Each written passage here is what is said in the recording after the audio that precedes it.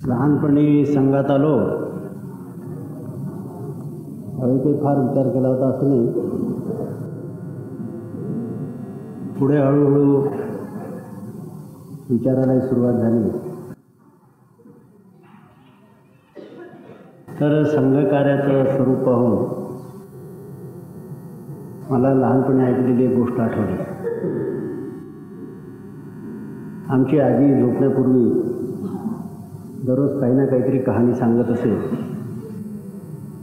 एकदा तिच्या सांगण्यात असं आलं ती म्हणाले, परमेश्वराने स्वर्गामध्ये ही मनुष्य प्राणी निर्माण केले,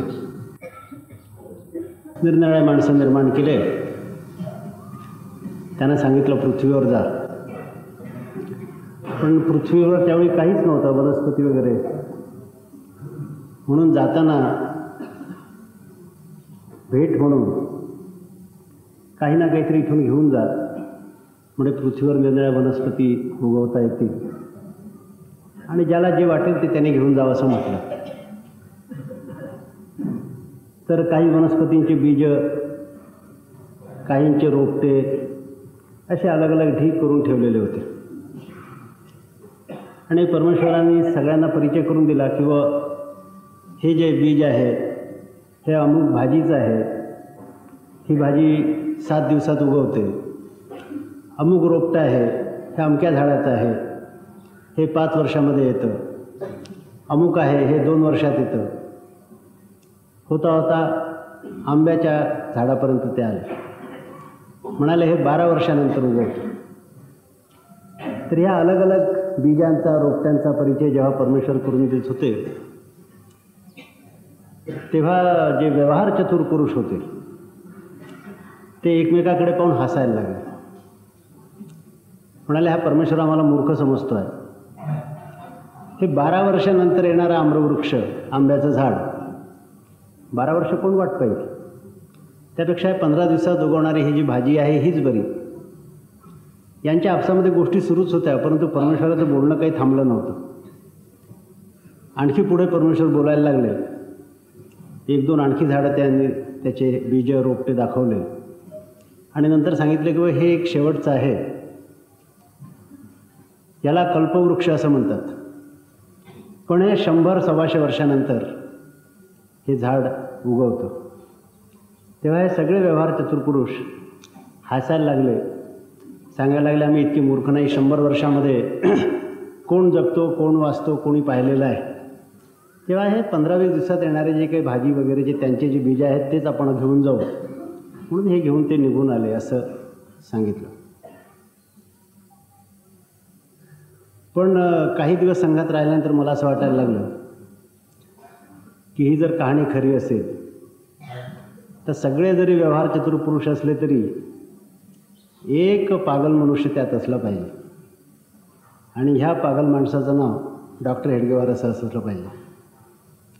म्हणून त्यांनी त्या वृक्षाला पसंत केलं आणि ते उगवण्याचं काम इथे आता सुरू केलेलं आहे. असं एक लॉंग रेंज काम, जे उगवण्याकरता वेळ पुष्कळ लागेल, परंतु त्याचा वृक्ष झाल्यानंतर त्या वृक्षाच्या छायेमध्ये ज्या कामना असतील त्या सर्व कामना पूर्ण होऊ शकतील, अशा प्रकारचं हे कार्य सुरू केलेलं आहे. आपण आपल्या संघकार्याचं स्वरूप स्थूल मानाने जाणतो. आपलं ध्येय काय, त्याकरता मार्ग कोणता, साध्य कोणतं, त्याकरता साधन कोणतं, याविषयीची आपल्याला दररोज कल्पना देण्यात येते. प्रार्थनेमध्ये आपल्या ध्येयाविषयी असं स्पष्ट म्हटलं आहे की परम वैभवम नेतुमेतत्स्व राष्ट्रम, या राष्ट्राला परमवैभवाप्रत घेऊन जायचं, हे ध्येय आहे. हे ध्येय कसं सिद्ध होईल याविषयी असं म्हटलं की विधायास्य धर्मस्य संरक्षणं, म्हणजे धर्माचं संरक्षण करणं ही एक अट आहे ज्यावर राष्ट्राचं परमवैभव अवलंबून आहे, एक प्री कंडिशन आहे असं सांगितलं. आणि ही प्रीकंडिशन, ही अट कशी पूर्ण होईल, तर त्याचा आधार, धर्माच्या संरक्षणाचा आधार म्हणून सांगितला की विजयत्रीचन संहता कार्यशक्ती. आमची विजयशाली संघटित कार्यशक्ती म्हणजे संपूर्ण समाजाचं संघटन जे नेहमी विजयशालीच राहील, हा आधार. या आधारावर धर्माचं संरक्षण. आणि हे जे संपूर्ण समाजाचं संघटन हे कसं सिद्ध करता येईल ह्या दृष्टीने 1925पासून संघाने एक कार्यपद्धती विकसित केली, ज्या कार्यपद्धतीचा केंद्रबिंदू दिनप्रतिदिन एकत्रीकरण आणि एकत्रित आल्यानंतर सामूहिक कार्यक्रम, सामूहिक कार्यक्रमाच्या माध्यमातून सामूहिक मनाचं निर्माण होतं, समष्टीगत कार्यक्रमाच्या माध्यमातून समष्टीगत मन निर्माण होतं. या मानसशास्त्राच्या नियमाच्या आधारावर सामूहिक कार्यक्रम. आणि ही जी कार्यपद्धती आहे, ही कार्यपद्धती समाज संघटन करण्याकरता समर्थ आहे, सक्षम आहे. आणि इतकंच नव्हे तर समाज संघटन करण्याकरता ही एकमात्र सक्षम कार्यपद्धती आहे, असा आपला 55 वर्षाचा अनुभव आहे. एष पंथा नान्य विद्यते नाही, अशा प्रकारचा आपला अनुभव आहे. सर्व प्रकारे स्वयंपूर्ण कार्यपद्धती आहे असं आपण नीट परीक्षा घेऊन हे ठरवलेलं आहे. स्वयंपूर्ण दोन्ही अर्थाने की जर ही कार्यपद्धती घेऊन आपण पुढे चाललो तर संघाचं ध्येय सिद्ध करण्याकरता दुसऱ्या कोणत्याही पर्यायी कार्यपद्धतीची किंवा पूरक कार्यपद्धतीची आवश्यकता नाही. आणि जर ही कार्यपद्धती आपण सोडून दिली तर कोणतीही पर्यायी, वैकल्पिक, ऑल्टरनेट, सबस्टिट्यूट कार्यपद्धती होऊ शकत नाही, जी आम्हाला तिथे पोहोचवेल जिथे संघ आम्हाला पोहोचवू इच्छितो. तेव्हा हिला आपण घेऊन चाललो तर पूरक कार्यपद्धतीची आवश्यकता नाही. हिला सोडून दिलं तर पर्यायी कार्यपद्धती दुसरी असू शकत नाही. दोन्ही अर्थाने ही स्वयंपूर्ण कार्यपद्धती आहे, हा आपला अनुभव आहे. तेव्हा ह्या कार्यपद्धतीच्या सॉलिड, मजबूत अशा जमिनीवर त्याच्याद्वारे होणारं संघटन आपण उभे आहोत. आणि परमवैभवम नेतुमेत स्वराष्ट्रम हे आपलं अंतिम लक्ष्य आहे. म्हणजे पाय सॉलिड जमिनीवर, डोकं अंतरिक्षामध्ये असावं, ह्याप्रमाणे कार्यपद्धतीच्या सॉलिड जमिनीवर आपले पाय आहेत. आणि ध्येय म्हणून परमवैभवम नेतुमेत स्वराष्ट्रम हे आपण आपल्यासमोर ठेवलेलं आहे. हा साध्य साधन विवेक आपल्याला आपल्या प्रार्थनेमध्ये दिलेला आहे. तेव्हा हे ध्येय काय आहे ह्याचा थोडा विचार व्हायला पाहिजे. कारण असं आहे की ज्यांना कुठे पोहोचायचं आहे याचीच माहिती नाही, ते बरोबर दिशा घेऊ शकणार नाहीत. म्हणून गंतव्यस्थान कोणतं आहे, पोहोचायचं कुठं आहे, ह्याची माहिती बरोबर असायला पाहिजे. या दृष्टीने परमवैभवम नेतुमेत स्वराष्ट्रम असं जेव्हा म्हटलं त्यावेळी त्याची परिभाषा करण्याची आवश्यकता वाटली नाही. याचं कारण आहे की परमवैभवम या शब्दाची पारंपरिक अशा प्रकारची परिभाषा, कल्पना ही हिंदूंची राहिलेली आहे आणि तीच कल्पना आपल्याला अभिप्रेत आहे. पाश्चिमात्य लोकांची वैभवाची कल्पना अलग आहे, आपली वैभवाची कल्पना ही अलग आहे. पाश्चिमात्य लोकांची कल्पना सगळ्यांना माहिती आहे की जास्तीत जास्त भौतिक प्रगती, जास्तीत जास्त भौतिक सुख ही त्यांची कल्पना आहे. आपल्या इथे या गोष्टीविषयी सूक्ष्म विचार करण्यात आलेला आहे की परमवैभव म्हणायचं कशाला. तर हे खरोखर यावर अवलंबून आहे की मनुष्य जीवनाचं लक्ष्य काय, त्याच्या संदर्भाने ठरवायचं आहे की खरोखर वैभव म्हणजे काय. तेव्हा मनुष्य जीवनाचं लक्ष्य काय याविषयी आमच्या पूर्वजांनी फार खोलवर विचार केला आणि असं ठरवलं की सुख हे मनुष्य जीवनाचं लक्ष्य आहे. केवळ मनुष्याच्याच नव्हे, प्राणीमात्राच्या जीवनाचं, सर्वांच्या जीवनाचं लक्ष्य सुख हे आहे. परंतु सुख याचा अधिक खोल, अधिक शास्त्रीय असा विचार, अभ्यास करण्याची आवश्यकता आहे. कारण जाणारं येणारं जे सुख आहे त्याला स्थायी सुख म्हणता येणार नाही. तर जे घनीभूत सुख असेल, स्थायी सुख असेल, अखंड सुख असेल, निरंतर सुख असेल, चिरंतन सुख असेल, अशा प्रकारच्या सुखालाच सुख म्हणता येईल. सकाळी पुरणपोळी खाल्ली, डायबिटीस आहे, पुरणपोळी खाताना बरं वाटलं, पण मग इन्सुलिनचं इंजेक्शन घेताना मात्र तोंड वाकडं केलं. हे जे जाणारं येणारं सुख आहे याला सुख म्हणता यायचं नाही. तर जे सुख एकदा आल्यानंतर स्थिर होतं, स्थायी होतं, पुन्हा जात नाही, अशा प्रकारचं स्थिर, स्थायी, घनीभूत, अखंड सुख, हे मनुष्य काय, प्राणी काय, सगळ्यांच्या जीवनाचं हे एक अंतिम लक्ष्य आहे, असं आपल्या इथे मांडण्यात आलेलं आहे. आता हे सुख सगळ्यांना कसं प्राप्त होऊ शकेल? तर ह्या दृष्टीने आपल्या इथे असा विचार झाला की मनुष्य हा जो आहे हा निरनिराळ्या गोष्टींचा मिळून एकात्म असा झालेला आहे. मनुष्याला शरीर आहे, इंद्रिय आहेत, मन आहे, बुद्धी आहे, आत्मा आहे, ह्या सर्वांचा मिळून मनुष्य झालेला आहे. आणि ह्या सगळ्यांचं सुख म्हणून काही आहे. परंतु इंद्रिय आणि पराण्याहू की इंद्रिय हे एकदम मनुष्याला लक्षात येणारे, अपील करणारे असे असल्यामुळं साधारणतः जे इंद्रियांचं सुख आहे हे सुख आपल्या ध्यानात येतं. म्हणजे जे शब्द, स्पर्श, रूप, रस, गंध यांचं जे सुख आहे हे आपल्या लक्षामध्ये येतं. त्यामुळं सुख म्हटल्यानंतर सर्वसाधारण समज शरीर सुख, इंद्रिय सुख असा हा घेण्यात येतो. पश्चिमेमध्ये ह्याला जास्ती महत्त्व सर्वसाधारण लोकांनी दिलेलं आहे. सर्वांनी असं मी म्हणत नाही, कारण अपवादात्मक लोक प्रत्येक ठिकाणी आहेत, पण सर्वसाधारण लोकांनी ह्यालाच सुख असं मानलेलं आहे. आणि ह्या दृष्टीने आपल्या इथे ज्याला टेक्निकली अर्थ आणि काम असं म्हटलेलं आहे, तर अर्थ आणि काम ह्यांची पूर्ती व्हायला पाहिजे, ही एक कल्पना आली. अर्थ आणि काम म्हणजे शारीरिक आवश्यकतांची पूर्ती, शारीरिक सुखाची पूर्ती, त्याला अर्थ आणि काम असं आपल्या इथे म्हणण्यात आलेलं आहे. तेव्हा शारीरिक सुखाची काही पूर्ती व्हावी, परंतु ही पूर्ती न झाली तर काय होईल? तर हे सर्वांनी मान्य केलेलं आहे. आपल्या इथे मान्य करण्यात आलेलं आहे की अर्थकाम ह्यांचा जर अभाव असेल, म्हणजे पूर्णपणे अभाव हा जर अर्थकामाचा असेल, तर समाजामध्ये सुख राहू शकत नाही, व्यक्ती सुखी होऊ शकत नाही, हे आपल्या इथेही मांडण्यात आलेलं आहे. तुलसीदासांनी असं म्हटलं, भूके भजन होत गोपाला. समर्थांनी म्हटलं की प्रपंच सांडून परमार्थ केला, तरी अन्न मिळेना खायाला, मग तया करंट्याला परमार्थ कैचा. निरनिळ्या रूपाने निरनिळ्या संतांनी हे म्हटलेलं आहे की जर अर्थ आणि काम ह्यांची मुळीच तृप्ती झाली नाही, अभाव असेल, तर या अभावामध्ये मनुष्य सुखाकडे जाऊ शकत नाही.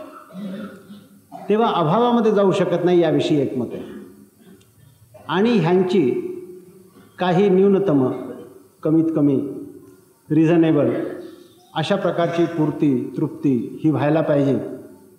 आणि ही रिझनेबल पूर्ती अर्थकामाची झाल्यानंतर मग दोन अलग अलग मार्ग निघतात असं एकूण जगामध्ये दिसतं की अर्थकामाचा अभाव नाही, अर्थकामाची न्यूनतम पूर्ती झालेली आहे.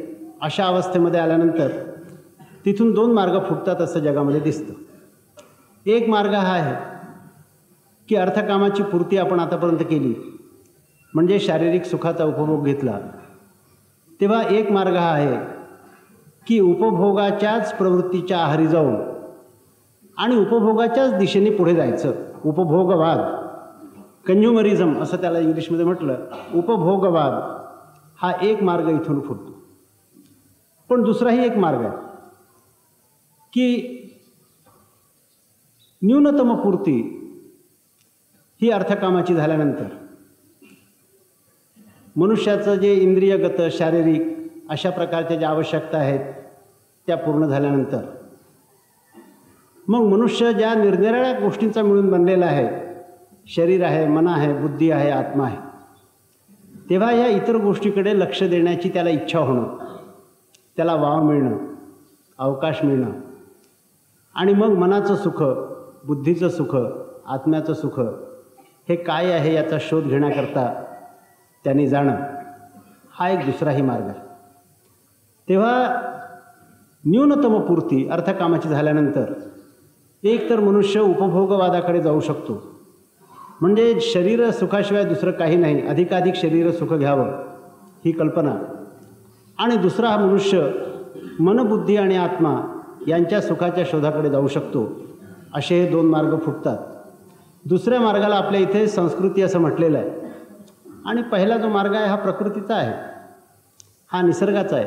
दुसरा मार्ग हा संस्कृतीचा आहे असं आपल्या इथे म्हणण्यात आलेलं आहे. पश्चिमेने साधारणतः, मी मुद्दाम म्हटलेलं आहे की याला महत्त्वाचे अपात पश्चिमेतही आहेत, परंतु ते जर वगळले तर साधारणतः असं दिसतं की उपभोगवादाचा स्वीकार हा पश्चिमेने केलेला आहे. आणि त्यामुळे जास्तीत जास्त सुखसाधनं निर्माण करण्याकडे त्यांची प्रवृत्ती आहे. परंतु आपल्याला पश्चिमेतही असं दिसतं की जिथे भौतिक दृष्टीने सगळ्यात मोठी प्रगती झाली आहे त्या राष्ट्रामध्ये सुख आहे असं दिसत नाही. सर्वात जास्त भौतिक प्रगतीचं राष्ट्र अमेरिका आहे असं आपण मानतो. आणि ते चंद्रापर्यंतही जाऊन पोहोचलेले आहेत, अंतरिक्षापर्यंत जाऊन पोहोचलेले आहेत. इकडे सर्वात जास्त श्रीमंत असंही हे राष्ट्र आहे.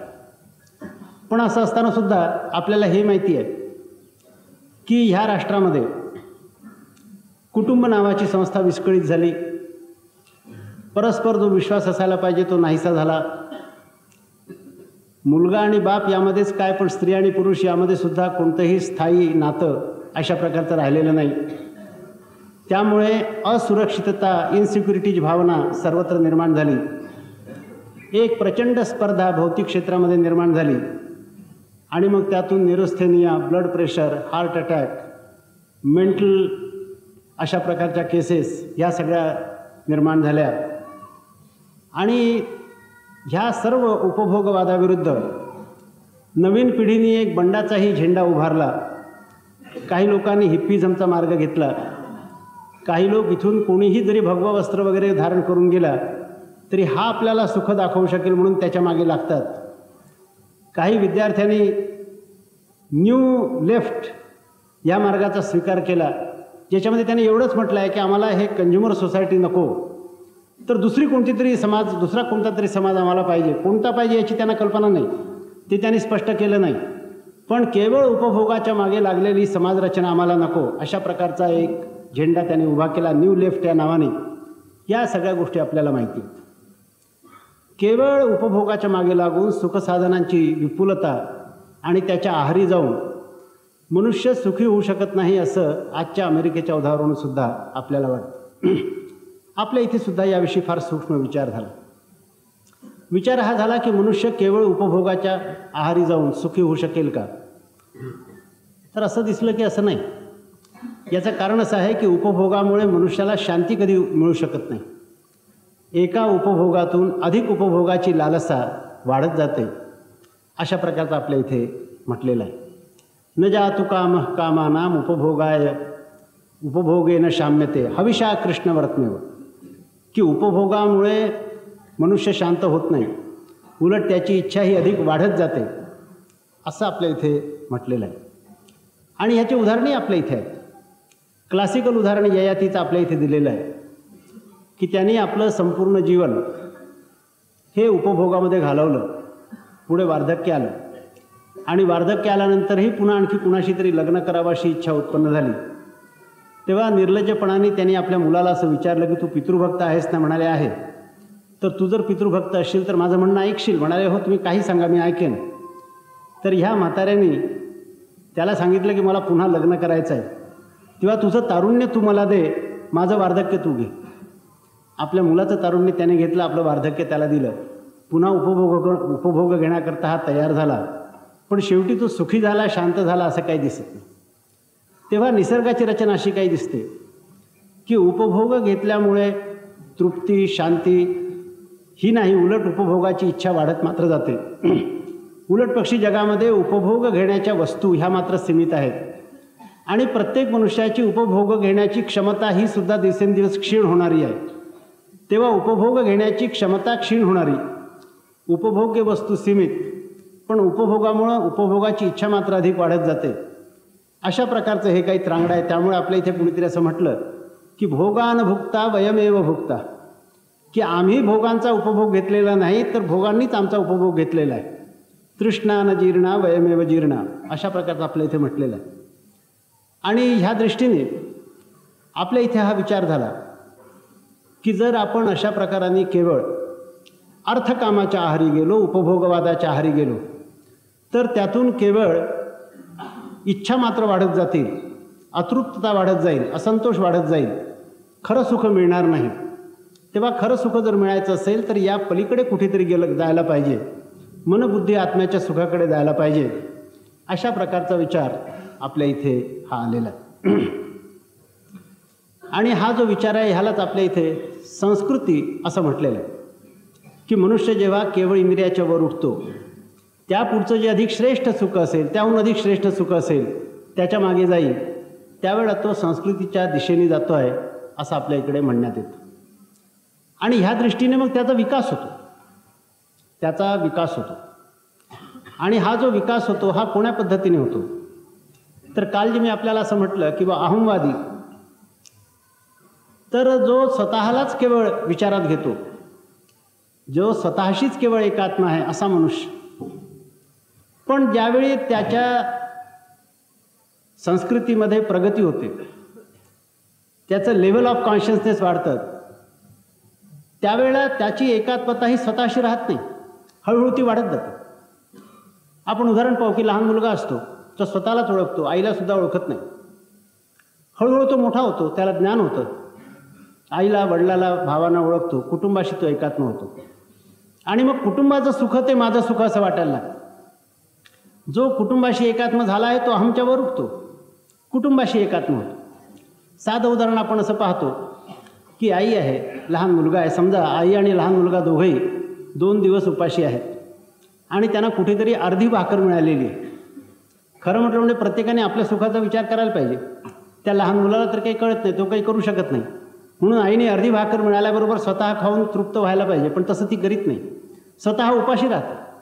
भाकर खाण्याचं सुख जे आहे ती स्वतःला नाकारते, त्या लहान मुलाला खाऊ घालते. म्हणजे तो जर जेवला तर मला तृप्त होईल, जरी मी उपाशी असली तरी, अशा प्रकारची भावना आईच्या मनामध्ये येते. म्हणजे ही आई अहमच्यावर उठलेली आहे, आपल्या मुलाशी ती एकात्म झालेली आहे, कुटुंबाशी एकात्म झालेली अशी कितीतरी उदाहरणं आहेत. एक आमचे मित्र आहेत, चांगल्या नोकरीमध्ये आहेत, लग्नाचंही त्यांचं वय झालं, पण त्यांनी म्हटलं बा बहिणीचं लग्न होई पण तुम्ही लग्न करणार नाही, आणि बहिणीचं लग्न होईना म्हणून त्याने आतापर्यंत लग्न केलेलं आहे, कित्येक वर्ष होऊन गेली. तेव्हा हा स्वतःच्या सुखाच्या वर उठला हे निश्चित आहे, आपल्या कुटुंबाशी एकात्म झाला आहे. तेव्हा मनुष्य वरच्या सामाजिक युनिटशी ज्यावेळेला एकात्म होतो त्यावेळेला स्वतःला विसरतो, आणि वरच्या युनिटचं जे सुख असेल ते आपलं सुख आहे, वरच्या ऑर्गॅनिझमचं जे सुख असेल ते आपलं सुख आहे असं त्याला वाटतं. असे कितीतरी व्यावहारिक उदाहरणं आपल्याला दिसतात. तेव्हा अगदी प्राथमिक अवस्थेमध्ये मनुष्य केवळ स्वतःशी एकात्म असतो, तसा लहान मुलगा. जागृतीचा स्तर थोडा वर झाला म्हणजे तो कुटुंबाशी एकात्म होतो, आणि कुटुंबियांकरता स्वतः त्याग करण्यामध्ये त्याला आनंद वाटतो. त्यापेक्षा जागृतीचा स्तर हा जर अधिक उंच झाला तर समाजाकरता, राष्ट्राकरता त्याग करण्यामध्ये त्याला आनंद वाटतो, कारण तो संपूर्ण समाजाशी एकात्म होतो. आपल्याकडे कितीतरी उदाहरणं अशी आहेत की ज्यांनी जर केवळ स्वतःच्या सुखाचा विचार केला असता, अहमचा विचार केला असता, तर मोठ्या हुद्द्यावर जाऊन पोहोचले असते, पैसे कमावले असते.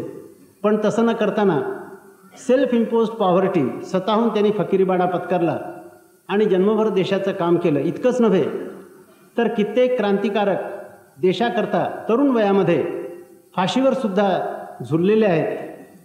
तेव्हा तरुण वयामध्ये फाशी स्वीकारण्याची जी त्यांना इच्छा झाली ती कशातून झाली असेल तर संपूर्ण समाजाशी ते एकात्म झालेले होते, संपूर्ण राष्ट्राशी ते एकात्म झाले. म्हणूनच राष्ट्राचं सुख ते माझं सुख, संपूर्ण राष्ट्राला सुखी करण्याकरता मला दुःख जरी घ्यावं लागलं तरी त्या दुःखात सुख आहे, अशा प्रकारची त्यांची ती भावना होती. तेरा वैभव अमर रहे मा हम दिन चार रहे न रहे, ही जी भावना आहे, तेव्हा ही भावना त्या एकात्मतेतून आलेली आहे. तो त्यांना त्याग असा वाटला नाही, त्याहीमध्ये त्यांना सुख वाटलं. सुख जर वाटलं नसतं तर त्यांनी फाशीची शिक्षा सहन केली नसती. मनुष्य सुखाकरताच सर्व करतो. यांनी जर फाशीची शिक्षा स्वतःच्या प्रेरणेने सहन केलेली आहे, तर देशाकरता फाशी जाण्यामध्ये त्यांना सुख वाटत होतं, ही गोष्ट स्पष्ट आहे. तेव्हा मनुष्य जर वरच्या ऑर्गॅनिझमशी एकात्म झाला तर त्याला त्याकरता स्वतःचा विसर पडल्यामुळं, स्वतःच्या सुखाचा विसर पडल्यामुळं त्याकरता काम करत राहणं हे काही कष्ट आहे, दुःख आहे, त्याग आहे असं वाटत नाही. उलट त्यात त्याला आनंद वाटतो असं आपल्याला दिसतं. याहूनही जागृतीचा स्तर जर उंच झाला तर मनुष्य स्वतः संपूर्ण मानवतेशी एकात्म होतो, संपूर्ण मानवजातीशी एकात्म होतो. आणि अशा प्रकारचेही उदाहरणं आहेत, आपल्या इकडेही आहेत, विदेशामध्येही आहेत. विदेशामध्ये आपल्याला माहिती आहे की कित्येक असे सायंटिस्ट आहेत की ज्या सायंटिस्टनी तहान भूक वगैरे सगळं विसरून काम केलेलं आहे. इतकंच नव्हे तर जेव्हा त्यांनी काही शोध घेतले, नवीन काही संशोधन केलं, नवीन काही औषधं काढले आणि ह्या औषधाचा प्रयोग दुसऱ्या एखाद्या मानव प्राण्यावर जर आपण केला तर कदाचित रिस्क आहे, धोका आहे, तो मरून न जावं. तेव्हा इतराला धोका होऊ नये म्हणून ज्याचा काही यापूर्वी अनुभव घेण्यात आलेला नाही अशा प्रकारच्या नवीन ड्रगचा, औषधाचा स्वतःवर प्रयोग करून स्वतःचे प्राण ज्यांनी धोक्यात घातले असे कितीतरी सायंटिस्ट आपल्याला तिथे दिसतात. अशा प्रकारचे लोक आपल्याही देशामध्ये झालेले आहेत. तेव्हा अशा प्रकारे संपूर्ण मानवतेच्या सुखाचा विचार करून आणि ज्यांनी स्वतःचा जीव धोक्यामध्ये घातलेला आहे अशी उदाहरणं आपल्याला आढळतात. हा जागृतीचा स्तर एकाहून एक उंच असा होणार आहे. याहीपेक्षा अधिक उंच ज्यांच्या जागृतीचा स्तर आहे ते केवळ मानवजातिक आहे. मानवेतर जी जीवसृष्टी आहे त्याशी सुद्धा एकात्म होतं. काल मी जे म्हटलं, विवेकानंदांचं वाक्य सांगितलं की या देशातला एक कुत्रासुद्धा उपाशी आहे तोपर्यंत मी मोक्षाची कामना करणार नाही. याचा संपूर्ण जीवसृष्टीशी ते एकात्मता जी आहे त्याचा परिचय आपल्याला या ठिकाणी होतो. आपल्या इथलं सुप्रसिद्ध जे उदाहरण आहे की चंद्रभागेच्या वाळवंटामध्ये नामदेव आपली शिदोरी सोडतायत आणि त्यांची भाकरी घेऊन कुत्रा पळून जातो आहे आणि त्याच्या मागे लोण्याचा गोळा घेऊन नामदेव धावतायत आणि म्हणतायत की पांडुरंगा हे लोणी लावून भाकर खा, कारण ती कोरडी आहे, आपल्या पोटात दुखायला लागेल. म्हणजे या कुत्र्याच्या सुद्धा पोटात दुखू नये कारण हा पांडुरंग आहे, अशा प्रकारची भावना. संपूर्ण जीवसृष्टीशी आपली एकात्मता, अशा प्रकारचे सुद्धा आपल्या इथे उदाहरण आहेत. आणि आपल्या इथे असं म्हटलेलं आहे की जागृतीचा अधिक जर विकास झाला आणि जो व्हावा असा आपल्या धर्माला, संस्कृतीला अभिप्रेत आहे, तर मनुष्य याही पुढे जातो आणि संपूर्ण चराचराशी तो एकत्र होतो, संपूर्ण अस्तित्वाशी तो एकत्र होतो. जितकं काही अस्तित्व असेल, संपूर्ण चैतन्य असेल त्याशी तो एकरूप होतो आणि ह्या चैतन्याचाच मी एक अंश आहे अशा प्रकारचा तो साक्षात्कार करतो. आणि अशा प्रकारचा जो साक्षात्कार आहे हा साक्षात्कार परमसुख देणारा आहे, अखंड चिरंतन सुख देणारा आहे, घनीभूत सुख देणारा आहे, जे सुख येणारं जाणारं नाही अशा प्रकारचं सुख देणारं आहे. आणि म्हणून त्याचं आपल्या इथे असं वर्णन केलेलं आहे की संपूर्ण अस्तित्व हे एकच, त्याचाच अंश मी आहे, त्याचाच अंश तूही आहे, हे सर्व अस्तित्व मिळून एक आहे. तत्त्वमसी अहम ब्रह्मास्मी तत्त्वमसी सर्वं खल्विदं ब्रह्म वगैरे जे म्हटलं आहे त्याचा अर्थ हाच आहे की संपूर्ण अस्तित्व जे आहे हे एकच आहे आणि ह्याचा मी एक अंश आहे अशा प्रकारचा अनुभव.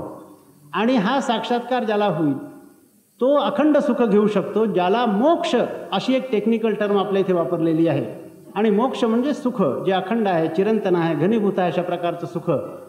आणि हे सुख हेच सर्व प्राणीमात्राचं, जीवनमात्राचं अंतिम लक्ष्य आहे अशा प्रकारची आपल्या इथे कल्पना केलेली आहे. अर्थात हे म्हणताना एक स्पष्टीकरण थोडं आवश्यक आहे की ज्यावेळी मनुष्य वरच्या आणि त्याही वरच्या अशा ऑर्गॅनिझमशी एकात्म होतो त्यावेळेला खालच्या ऑर्गॅनिझमशी त्याचा संबंध सुटतो हा त्याचा अर्थ नाही.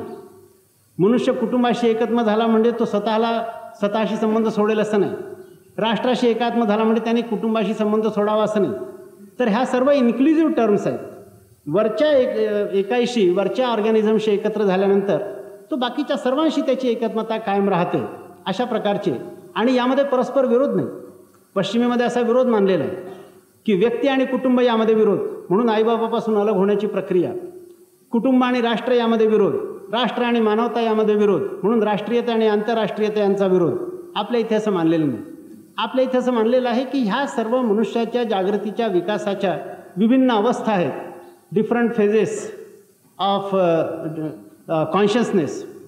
आणि ज्याप्रमाणे बीज आहे, बीजातून अंकुर निर्माण होतं, त्यातून एक वृक्ष निर्माण होतो, त्यातून शाखा निर्माण होतात, त्यातून पल्लव निर्माण होतात, त्यातून फूल, त्यातून फळ, ह्या विकास हा विकासक्रम आहे. फूल विरुद्ध फळ किंवा फळ विरुद्ध झाडाचं बीज किंवा बीज विरुद्ध अंकुर अशा प्रकारचा हा झगडा नाही. तेव्हा अहमपासून तो विश्वापर्यंत चैतन्यापर्यंत जे काही असेल हा सर्व विकासक्रम आहे. हा विकासक्रम कॉन्शियसनेसचा आहे, जागृतीचा आहे. आणि ह्याची जी अंतिम चरम अवस्था असेल ती चरम अवस्था मनुष्य जेव्हा प्राप्त करतो त्यावेळेला तो परमसुख प्राप्त करतो. त्याला आपल्या इथे मोक्ष म्हटलेलं आहे. हे मनुष्य जीवनाचं ध्येय आपल्या इथे ठरवलेलं आहे. हे संपूर्ण प्राणी जीवनाचं हे ध्येय आहे.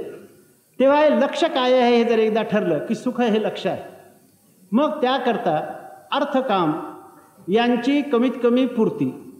पण अर्थकामाचा प्रभाव मात्र नाही, अर्थकामाचा अभाव नाही. अभावामध्येही काम होऊ शकत नाही, प्रभावही नाही. कारण प्रभावामुळे मनुष्य केवळ उपभोगवादाकडे जाईल.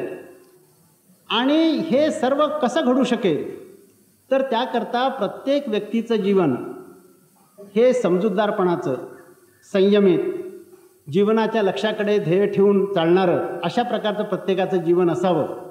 आणि प्रत्येक मनुष्य आपल्या सुखाची वाटचाल करत असताना एकाच्या सुखाचा मार्ग दुसऱ्याच्या सुखाच्या मार्गामध्ये येऊ नये. एकाचं सुख हे दुसऱ्याच्या सुखाला बाधक होणार नाही. अशा प्रकारची परस्पर पूरक समाजाची रचना, ह्याला आपल्या इथे असं म्हटलं आहे की धर्मप्रवण मनोरचना, धर्माधिष्ठित समाजरचना अशा प्रकारची ही असावी असं आपल्या इथे म्हणण्यात आलेलं आहे. धर्म याविषयी पुष्कळ चर्चा झालेली आहे, पुन्हा त्याविषयी बोलण्याचं कारण नाही.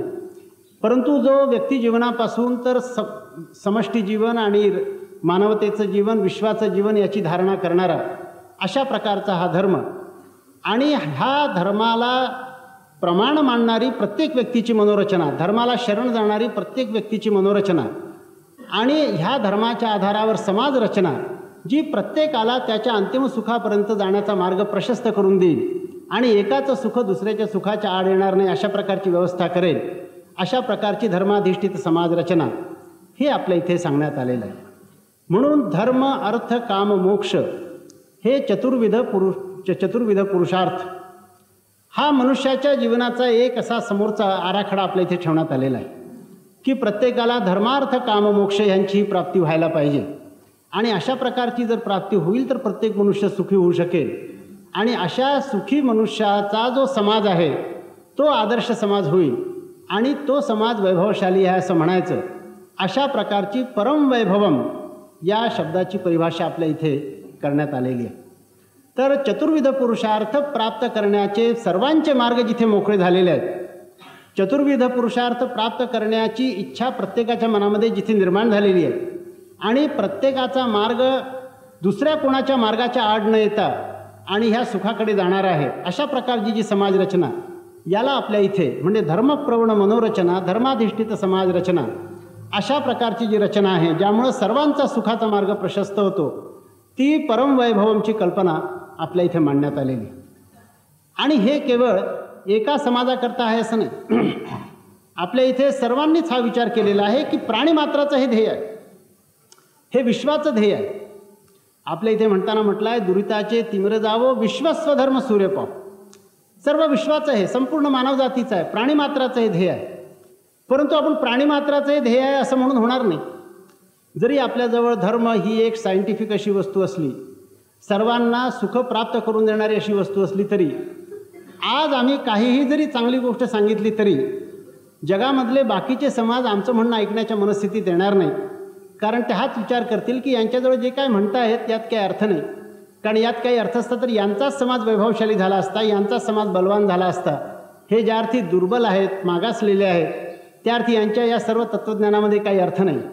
म्हणून जगाने आपलं ऐकावं आणि आपला ऐकून जगाने सुखाचा मार्ग घ्यावा हे जर आपल्याला वाटत असेल तर सर्वप्रथम त्याची आवश्यकता आहे की आपण स्वतः एक मॉडेल असं निर्माण करावं की ज्या मॉडेलकडे पाहून जगाला आपण असं सांगू शकू की हे मॉडेल आहे, इथे सर्व लोक सुखी होऊ शकतात. आणि हे जे मॉडेल राष्ट्र असेल, हे मॉडेल राष्ट्र इतकं पराक्रमी असावं, इतकं समर्थ असावं आणि इतकं संपन्न असावं की ज्याचा दरारा, वचक आणि त्यामुळं प्रेम हे सर्व जगामध्ये उत्पन्न होईल. अजेयांच विश्वस्य देहीश शक्तिम अशा प्रकारचं एक समर्थ संपन्न अशा प्रकारचं एक राष्ट्र. आपले एक स्वयंसेवक बंधू आहेत, त्यांनी एक कविता केली होती, त्यामध्ये असं म्हटलं होतं की तुम हिंदू हो विश्वबंधू हो मानवता के मित्र उदार किंतु नहीं हा दुर्बलता की अब सुनता संसार पुकार. तर अशा प्रकारची ही जी एक गोष्ट आहे त्यामुळं जे दुर्बल असेल, मागासलेलं असेल, अशा राष्ट्राला कोणी विचारणार नाही. म्हणून आज आपल्याला संपूर्ण विश्वाला देण्यासारखा संदेश जरी आपल्या धर्मसंस्कृतीने आपल्याजवळ ठेवलेला असला, ही जरी आपली लिगसी, विरासत किंवा वारसा हा आपला असला तरी आपण वारसदार या नात्याने जोपर्यंत जगाला संपन्न आणि समर्थ असे दिसत नाही तोपर्यंत आपली चांगली गोष्टसुद्धा ऐकण्याच्या मनस्थितीमध्ये जग राहणार नाही. म्हणून एकतर सर्व जगाने आपलं म्हणणं ऐकावं, म्हणजे आपण त्यांना जो सुखाचा मार्ग दाखवू तो ते चोखाळण्याच्या मनस्थितीमध्ये येतील. आणि प्रत्यक्ष एक मॉडेल अशा प्रकारच्या सुखी राष्ट्राचं, वैभवशाली राष्ट्राचं हे समोर असलं म्हणजे त्याचं अनुकरण करणं इतरांना सहज सुलभ असं होऊ शकेल. ह्या दृष्टीने ह्या मॉडेल राष्ट्राचं निर्माण करायचं, एक अशा प्रकारचा एक नमुना आपण सगळ्यांच्या समोर उभा करायचा. म्हणून आपण असं म्हटलं आहे की परम वैभवम नेतुमेतत् स्वराष्ट्रम. हे जे आमचं स्वराष्ट्र आहे म्हणजे हिंदू राष्ट्र आहे, या हिंदू राष्ट्राला आम्ही परमवैभवाप्रत नेऊ, अशा प्रकारच्या आदर्श अवस्थेप्रत नेऊ. आणि अशा प्रकारच्या आदर्श अवस्थेप्रत ज्यावेळी आमचं राष्ट्र जाईल त्यावेळी लोकही आमचं ऐकण्याच्या मनस्थितीमध्ये येतील. हे समोर प्रत्यक्ष मॉडेल समोर असल्यामुळं याचं अनुकरण करण्याची इच्छा लोकांना होईल. आणि अशा प्रकारे आपला हा जो धर्म, जो संपूर्ण विश्वाचा धर्म आहे, हा धर्म विश्वाला देण्यामध्ये आपण समर्थ होऊ शकू. आणि पुन्हा ती एक परिस्थिती निर्माण होऊ शकेल जी एकदा मागे निर्माण झालेली होती, ज्याविषयी असं म्हणण्यात आलं होतं की एतद्देश प्रसूदस्य सकाशाद अग्रजन्मनः स्वं स्वं चरित्रम शिक्षेरन पृथिव्याम सर्व मानवः. की जगातल्या सर्व मानवांना आपलं आपलं वर्तन कसं असावं हे जर शिकायचं असेल तर या भूमीमध्ये येऊन शिकलं पाहिजे. अशी जी एक जगद्गुरूची भूमिका होती, ही भूमिका पुन्हा एकदा निर्माण होऊ शकेल. तेव्हा ह्या सर्व दृष्टीने आपलं हे राष्ट्र म्हणजे संपूर्ण विश्वाला आपल्याला धर्म द्यायचा आहे, संपूर्ण विश्वाला संस्कृती द्यायची आहे, संपूर्ण विश्वाला सुखाचा मार्ग आपल्याला दाखवायचा आहे. परंतु जोपर्यंत कुठे ना कुठेतरी या विश्वधर्माचं एक बेस ऑफ ऑपरेशन तयार होत नाही, या विश्वसंस्कृतीचं बेस ऑफ ऑपरेशन तयार होत नाही, तोपर्यंत बाकीच्या विश्वाची कल्पना करणं हे केवळ हवेमध्ये विचार करण्यासारखं होईल, फॅन्टॅस्टिक अशा प्रकारची ही गोष्ट होईल. आणि म्हणून सॉलिड अर्थ, मजबूत जमिनीवर प्रथम एक कुठेतरी मॉडेल आपण उत्पन्न करायला पाहिजे. त्याकरता सगळ्यात सोयीस्कर हिंदू राष्ट्र हेच त्याकरता सगळ्यात सोयीस्कर आहे. आणि ह्या दृष्टीने हे मॉडेल परमवैभवाप्रत जाणारं हिंदू राष्ट्र हे उत्पन्न करणं हे आपलं ध्येय, अशा प्रकारची आपली एकंदर रचना आहे. यामध्ये संपूर्ण विश्वाचा विचार आहे, कारण धर्मच विश्वधर्म आहे. आपल्या हिंदू राष्ट्राविषयी योगी अरविंदांनी जसं म्हटलेलं आहे उत्तरपारा स्पीचमध्ये की हिंदू राष्ट्र आणि सनातन धर्म हे एकमेकापासून अविभाज्य आहेत. तेव्हा संपूर्ण विश्वाला धर्म द्यायचा आहे, संपूर्ण विश्वाला संस्कृती द्यायची आहे, त्यांना सुख द्यायचं आहे, विश्वस्वधर्म सूर्य पाहो हे करायचं आहे. परंतु या सर्व गोष्टी हवेत राहू नयेत, फॅन्टॅस्टिक वाटू नयेत, म्हणून सॉलिड जमिनीवर आपण आपलं एक चांगलं मॉडेल निर्माण करायचं. म्हणून इथे वैभवशाली, वैभवसंपन्न अशा प्रकारचं हिंदू राष्ट्र निर्माण करायचं हे ध्येय. त्याकरता मग धर्माचं संरक्षण ही एक अट आणि त्याचा आधार म्हणजे संघटन, त्याकरता उपयुक्त कार्यपद्धती, दिनप्रतिदिन एकत्रीकरण आणि सामूहिक कार्यक्रमाची अशा प्रकारचा साध्यसाधन विवेक हा आपण ठेवलेला आहे. हा आपल्या प्रार्थनेने आपल्याला दिलेला आहे. हे जर सर्व आपण लक्षात घेतलं तर आपल्या ध्यानात येईल की राष्ट्रीय स्वयंसेवक संघाच्या कार्याचं वर्णन आपल्या प्रार्थनेमध्येच त्वदीयाय कार्याय असं का करण्यात आलं. आपल्या कार्याला म्हणण्यात आलेलं आहे त्वदीयाय कार्य. असं नाही म्हटलं आहे की हे आमचं कार्य आहे, हे माझं कार्य आहे असं म्हटलेलं नाही. तर परमेश्वराला असं म्हटलं आहे की हे तुझं कार्य आहे, आम्ही तुझ्या कार्याकरता कटिबद्ध झालो आहोत असं म्हटलेलं आहे. कारण हे कार्य व्यक्तीचं नाही, हे अहममधून निर्माण झालेलं नाही, हे केवळ छोट्या भावनेमधून निर्माण झालेलं नाही, तर हे परमेश्वराचंच कार्य आहे. धर्मसंस्थापनेचं कार्य, सर्वांना सुखाचा मार्ग प्रशस्त करून देण्याचं कार्य, विश्वाला स्वधर्म दाखवण्याचं कार्य हे परमेश्वराचंच कार्य आहे. तेच कार्य करण्याकरता आपण निर्माण झालेलो आहोत. त्याकरता एक विशेष कार्यपद्धती आपण घेतलेली आहे आणि म्हणून हे परमेश्वराचं कार्य आहे असं आपण म्हटलेलं आहे. आणि हे परमेश्वराचं कार्य आहे असं जर आपण म्हणतो आहोत तर ह्या कार्याच्या भविष्याविषयी चिंता करण्याची आपल्याला आवश्यकताच नाही, कारण हे त्याचं कार्य आहे. आपले आणि कार्याचे संबंध काय आहेत हे जर लक्षात घेतलं आणि परमेश्वराचे आणि कार्याचे संबंध काय आहेत हे जर लक्षात घेतलं तर चिंता करणं, काळजी करणं वगैरे ह्या ज्या गोष्टी आहेत ह्या मनामध्ये राहत नाही. पुष्कळ स्वयंसेवक कार्यकर्ते काही चिंता करताना दिसतात किंवा ही परिस्थिती आली कसं होईल, ती परिस्थिती आली कसं होईल. तर असं वाटतं की बा ह्यांना ही चिंता वाटण्याचं कारण काय आहे. हे परमेश्वरी कार्य जर आहे आणि ही आमची दृढ श्रद्धा आहे की हे परमेश्वरी कार्य आहे. तर ज्या कार्याच्या मागे भगवान आहे त्या कार्याच्या कार्यकर्त्यांनी चिंतित व्हावं ही गोष्ट नास्तिकतेचं लक्षण, परमेश्वरावर श्रद्धा नसण्याचं लक्षण आहे. किंवा दुसरं एक असू शकतं की मी लखनौकडे गेलो होतो, तिकडे शिष्टाचार हा फार पाळण्यात येतो, तकल्लुफ त्याला म्हणतात, फॉर्मॅलिटीज. तेव्हा त्यांना जर कोणाला आपल्या घरी जेवायला बोलवायचं असलं तर ते म्हणतील की साहब आप अपने गरीब खाने में भोजन के लिए आइए. तुम्ही त्यांच्या घरी गेले व त्यांनी जर आपलं काही घर वगैरे दाखवायचं असलं तर ते म्हणतील की साहब ये अपनी कोठी है. मी एका ठिकाणी गेलो होतो, इतकं ते पराकोटीला पोचलेलं आहे. मी एका ठिकाणी गेलो, त्यांनी जेवताना मुलांचा परिचय करून दिला. तर म्हणाले साहब ये आपके 4 बच्चे.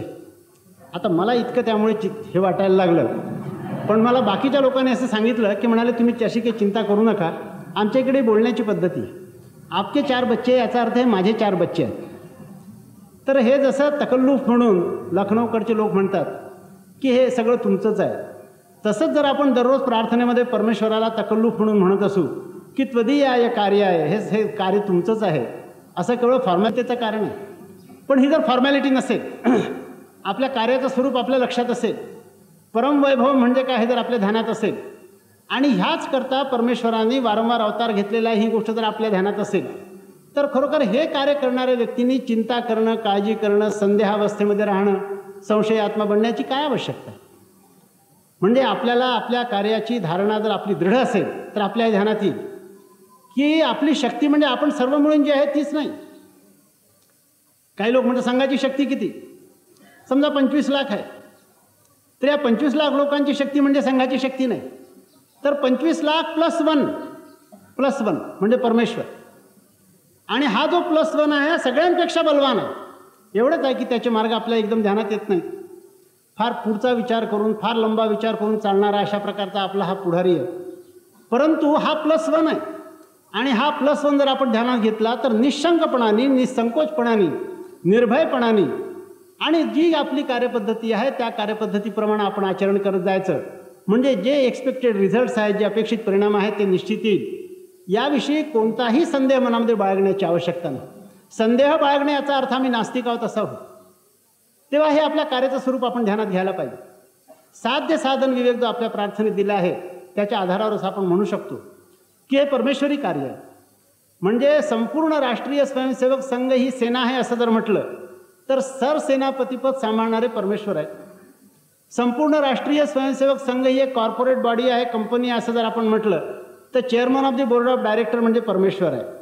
आणि ही जर स्थिती असेल तर बाकीच्या मेंबर्सनी इतकी चिंता करण्याची आवश्यकता काय आहे. जो घालून दिलेला मार्ग आहे त्या मार्गावर निशंक, निसंकोच, निर्भय मनाने चालत राहणं, इतकं जर आपण करत गेलो, we should not be bad advocates of a good cause.